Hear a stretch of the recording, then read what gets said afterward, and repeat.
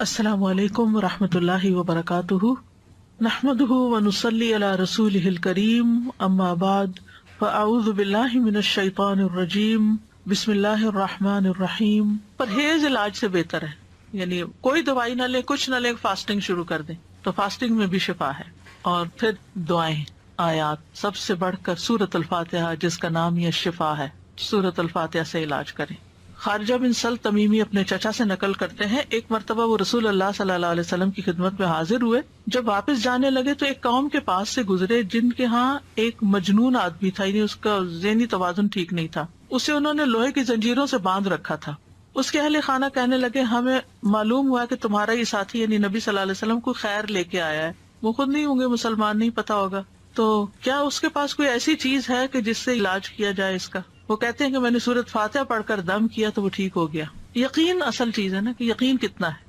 ایک لیکچر یقین پر بھی ہونا چاہیے، کیونکہ نا دین کے معاملے میں، دعاؤں کے معاملے میں ہمارا یقین نہیں ہوتا۔ الثقۃ باللہ۔ پھر جو منزل ہم پڑھتے ہیں اس میں سورۃ فاتحہ کے علاوہ آیت الکرسی ہے، البقرہ کی آخری 2 آیات ہیں، کیونکہ نبی صلی اللہ علیہ وسلم نے فرمایا جس نے سورۃ البقرہ کی آخری 2 آیات ایک رات کو پڑھی وہ اسے ہر آفت سے بچانے کے لیے کافی ہوں گی۔ اور آیت الکرسی کا تو فائدہ آپ کو معلوم ہی ہے۔ پھر معوذات ہیں، قل هو اللہ احد، قل اعوذ برب الفلق، قل اعوذ برب الناس۔ نبی صلی اللہ علیہ وسلم نے فرمایا صبح اور شام 3 بار معوذات کہہ لو تو یہ ہر چیز سے تمہیں کفایت کریں گی۔ پھر یہ دعا جو کل میں نے آپ کو بتائی تھی، انی مسنی الضر وانت ارحم الراحمین۔ اور اگر وسوسے آ رہے ہیں بہت اور بے چینی ہے اور دل پریشان ہے تو انی مسنی الشیطان بنصب وعذاب، کہ شیطان نے مجھے سخت تکلیف اور عذاب میں ڈال رکھا ہے، یعنی وسوسوں اور نیگیٹو تھنکنگ کی وجہ سے۔ حضرت ایوب علیہ السلام کا حال یاد کر کے اور پھر انت ارحم الراحمین بھی کہیں ساتھ، اور پھر ایوب علیہ السلام کا انداز جو ہے نا دعا کا وہ بڑا خوبصورت ہے، وانت ارحم الراحمین، اور اپنے حال کا ذکر کیا کہ اللہ میں تکلیف میں ہوں، آپ جانتے ہیں۔ تو ہم اس طرح بھی دعائیں کر سکتے ہیں، یا اللہ آپ نے ایوب علیہ السلام کو صحت دی تھی، یا اللہ آپ نے زکریا علیہ السلام کو بیٹا دیا تھا، یا اللہ آپ نے یوسف علیہ السلام کو لوٹا دیا تھا، یا اللہ آپ نے موسیٰ علیہ السلام کی حفاظت کی تھی، یا اللہ آپ میری یہ تکلیف دور کر دیں۔ سورۃ الانبیاء میں وہ اتنی خوبصورت دعائیں پڑھتے ہیں تو دل پگھلتا ہے، سارے انبیاء کی جو دعائیں قبول ہوتی گئیں ان کا واسطہ دے کر کے اللہ آپ نے ان سب کی دعائیں قبول کی، آپ میری بھی دعا قبول کریں اور میری یہ تکلیف دور کر دیں۔ اور پھر یہ ہے کہ جیسے نیک لوگ اللہ سے اچھا گمان رکھتے تھے، ابراہیم علیہ السلام نے کہا وَإِذَا مَرِضْتُ فَهُوَ يَشْفِينِ، وہ مجھے شفا دیتا ہے جب میں بیمار ہوتا ہوں۔ یہ یقین ہو اور پھر اس طرح شفا مانگے اللہ سے کہ اللہ تعالیٰ آپ کے ہاتھ میں شفا، بیدک الشفا۔ پھر وہ جو مسنون دعائیں گرین کارڈ کی ہیں، امسح البأس رب الناس بیدک الشفا، لا یکشف الکرب الا انت، اے لوگوں کے رب تکلیف دور کر دے، تیرے ہی ہاتھ میں شفا ہے، تیرے سوا اس کو کوئی دور کرنے والا نہیں۔ نبی صلی اللہ علیہ وسلم بیمار پر ان الفاظ کے ساتھ دم کیا کرتے تھے۔ اور پھر ایک اور روایت میں آتا ہے، انس رضی اللہ عنہ کہتے ہیں کہ میں تم پر وہ دعا پڑھ کر کیوں نہ دم کروں جسے رسول اللہ صلی اللہ علیہ وسلم پڑھتے تھے۔ تو حضرت ثابت کی طبیعت خراب تھی تو انہوں نے کہا ضرور کیجیے، تو حضرت انس نے ان الفاظ کے ساتھ دم کیا، اللہم رب الناس مذہب البأس اشف انت الشافی لا شافی الا انت شفاء لا یغادر سقما۔ پھر اسی طرح یہ ہے کہ اگر کوئی جل جائے تو اس کا علاج نبی صلی اللہ علیہ وسلم نے کس طرح کیا۔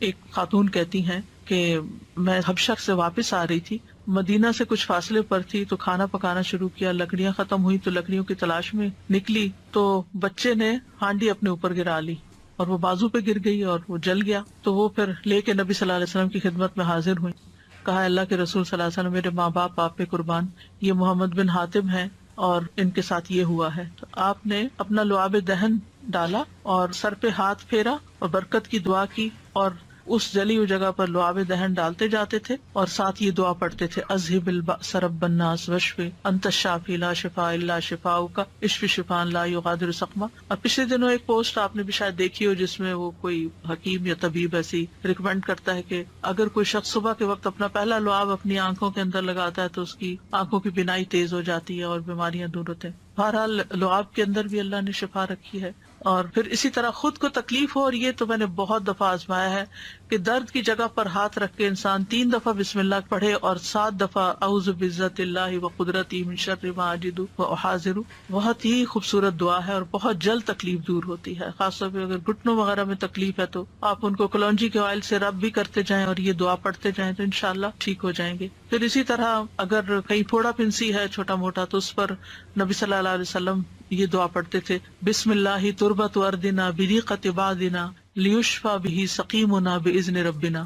اللہ کے نام کے ساتھ ہماری زمین کی مٹی، یعنی جس زمین پہ انسان رہتا ہے وہیں کی مٹی لے سکتا ہے اگر مدینہ کی مٹی نہ ہو، ہمارے رب کے حکم سے ہم میں سے بعض کے لعاب کے ساتھ ہمارے بیمار کو شفا دی جائے. یعنی وہاں پر کوئی بڑی بڑی فارمیسیز نہیں تھی، کوئی اور علاج کے لیے ہاسپٹل نہیں تھے، تو یہی چیزیں جو تھیں نبی صلی اللہ علیہ وسلم نے عملاً کر کے دکھائیں اور لوگوں کو فائدہ بھی پہنچا. تو نبی صلی اللہ علیہ وسلم کسی کے جسم پر کوئی پھوڑا، کوئی زخم، کوئی تکلیف ہوتی تو لعاب کے ساتھ مٹی لگا کے اس جگہ پر لگا دیتے تھے. اور راکھ کا لگانا جو ہے، آپ صلی اللہ علیہ وسلم کو جب جنگ احد میں آپ کو تکلیف پہنچی تھی تو حضرت فاطمہ نے چٹائی جلا کے اس کی راکھ جو تھی وہ وہاں لگا کے تو پٹی کی تھی، تو اس میں بھی اللہ تعالیٰ نے شفا رکھی ہے. اور پھر اسی طرح تکلیف اور پریشانی کے وقت کی جو عام دعائیں ہیں وہ بھی پڑھنی چاہیے. یا حی یا قیوم برحمتک استغیث اللہ اللہ ربی لا اشرک به شیئا.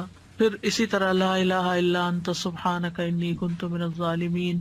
پھر نبی صلی اللہ علیہ وسلم جب کرب اور تکلیف اور پریشانی اور بے چینی ہوتی تھی اس وقت پڑھتے تھے لا الہ الا اللہ العظیم الحلیم، لا الہ الا اللہ رب العرش العظیم، لا الہ الا اللہ رب السماوات و رب الارض و رب العرش الکریم. یعنی عرش سب سے بڑی چیز ہے نا مخلوقات میں سے، تو اس کے رب کا واسطہ دے کر پھر دعا کرتے تھے. پھر اسی طرح عافیت کی دعائیں بھی مانگنی چاہیے کہ اللہ تعالیٰ بیماریوں سے محفوظ رکھ، خاص طور پر جب کوئی وبا وغیرہ پھیلی ہو یا آپ کسی بیمار کو دیکھیں کہ ہاسپٹل میں جائیں یا کسی کی تیمارداری کرنے جائیں. ویسے بھی صبح شام 3 دفعہ اللہم عافنی فی بدنی، اللہم عافنی فی سمعی، اللہم عافنی فی بصری، لا الہ الا انت. پھر اللہم انی اعوذ بک من زوال نعمتک وتحول عافیتک وفجاءۃ نقمتک وجمیع سخطک. اے اللہ بے شک میں تیری پناہ لیتا ہوں اس بات سے کہ تیری دی ہوئی کوئی نعمت مجھ سے چھن جائے اور تیری دی ہوئی عافیت پلٹ جائے اور کوئی ناگہانی عذاب آ جائے، اور میں تیری تمام ناراضگیوں سے تیری پناہ لیتا ہوں.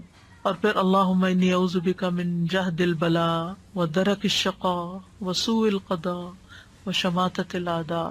اے اللہ بے شک میں تیری پناہ مانگتا ہوں سخت مصیبت، بدبختی لاحق ہونے، بری تقدیر اور دشمنوں کے خوش ہونے سے. پھر اسی طرح اللہم انی اعوذ بک من السمم والبکم والجنون والجذام والبرص وسیء الاسقام. اے اللہ بے شک میں بہرے پن، گنگے پن، پاگل پن، کوڑ، برس اور تمام بری بیماریوں سے تیری پناہ مانگتا ہوں.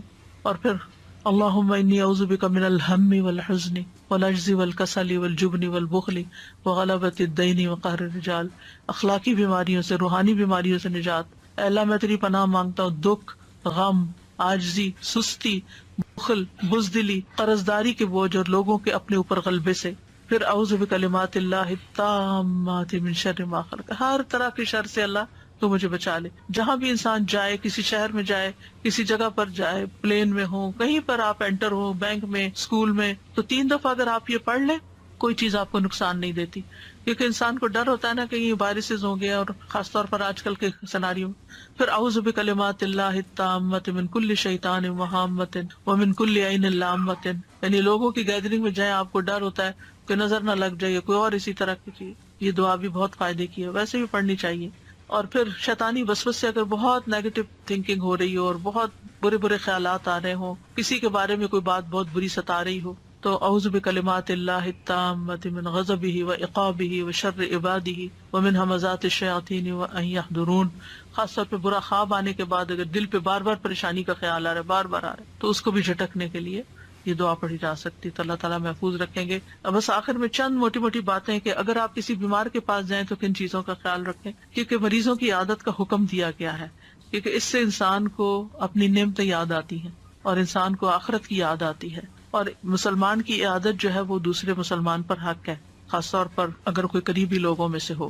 نبی صلی اللہ علیہ وسلم نے فرمایا جب کوئی شخص اپنے کسی مسلمان بھائی کی عادت کرتا ہے تو وہ جنت کے باغات میں چلتا ہے یہاں تک کہ بیٹھ جائے.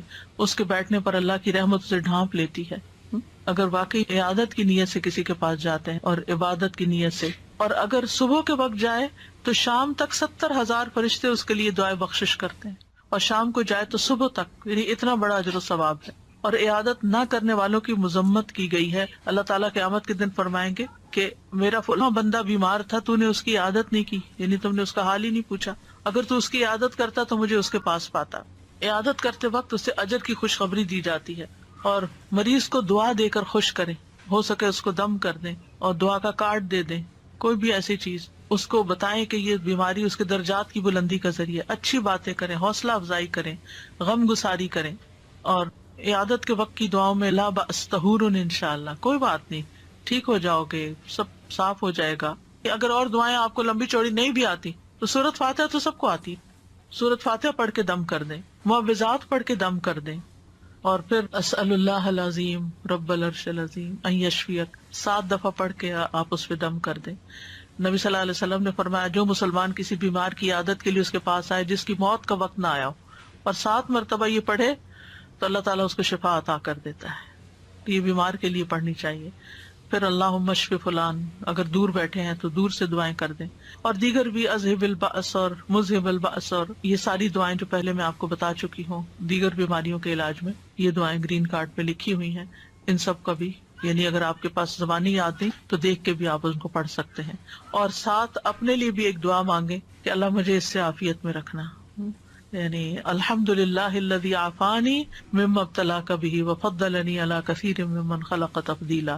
تو حدیث میں آتا ہے کہ جو یہ پڑھے گا اس مصیبت سے محفوظ رہے گا جس میں دوسرا مبتلا ہے۔ تو اللہ تعالیٰ ہمیں بیماریوں میں اور ساری تکلیفوں میں درست رویہ اختیار کرنے کی توفیق دے، اور سنت کے مطابق علاج بھی اور بہیو کرنے کی توفیق دے جس سے اللہ تعالیٰ راضی ہو جائے۔ ایک باری امتحان ہے، اس امتحان کو پاس کرنا ضروری ہے، اور پاس کرنے پر بہت بڑے درجات ہیں، اور اگر انسان اس پر ناکام ہو جاتا ہے تو دنیا میں بھی تکلیف اور آخرت کی بھی تکلیف۔ وآخر دعوانا ان الحمد للہ رب العالمین۔ سبحانک اللہم وبحمدک، اشہد ان لا الہ الا انت، استغفرک واتوب الیک۔